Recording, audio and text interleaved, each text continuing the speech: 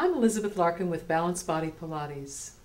So many of my clients are deconditioned, the older adult who has come to Pilates to improve their ability for activities of daily living. I found that not all of those clients are comfortable in supine on the carriage, so I wanted to create a series of movement sequences that would enable these clients to be upright, vertical in their sitting, and still focus on leg strength and the appropriate alignment of their hip, knees, ankles, and feet. I start with the very lightest spring, just the yellow spring, and the appropriate amount of support underneath the pelvis so the hip joints are higher than the knee. And this will enable the client to be in the neutral pelvis, neutral spine posture with the sternum directly above the pubic bone.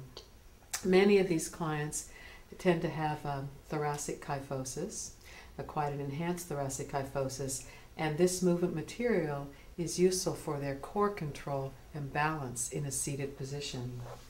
So first, with the palms on the thighs, inhale to slide back. That facilitates their sternum lift.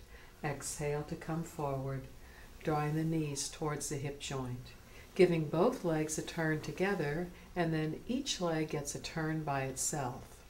Now, of course, you plant the sole of the foot on a carpet or the floor or a sticky mat here, and you can add unstable surfaces later. Now, turning to face the side of the carriage, we'll put this arc in a different position for sitting here, and it would be one leg at a time, presses out to knee extension and knee flexion. Exhale to slide out, inhale to come forth. Exhale to slide. Next, we'll give a turn for the inner aspect of this leg, for the adductors here. Plant the sole of the big toe and glide over to one side. Pull and go. This is very strengthening for the deep front line, the adductors here. And here I am perched on a curved surface. I'd be better off on a steady box. Now, to face the back of the carriage, let's take the shoulder rests off.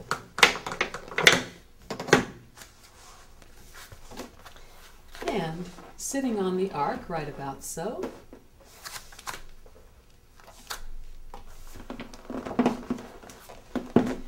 Inhale to draw forward, exhale to come back. Now the spring is resisting knee flexion and assisting knee extension, the exact opposite that we had before, in which it assisted knee flexion and resisted knee extension. Each leg gets a turn by itself, focusing on the hamstrings here. Again, you could exhale when you come forth. I recommend inhalation because that will help the client sit up tall. To get the inner thigh of the new leg, turn to the opposite side. Change your sitting box. Plant your sitting bones. And plant the sole of your foot. And then now this leg gets a turn to push off. Exhale to press. Inhale to slide. Exhale to press. Inhale to slide.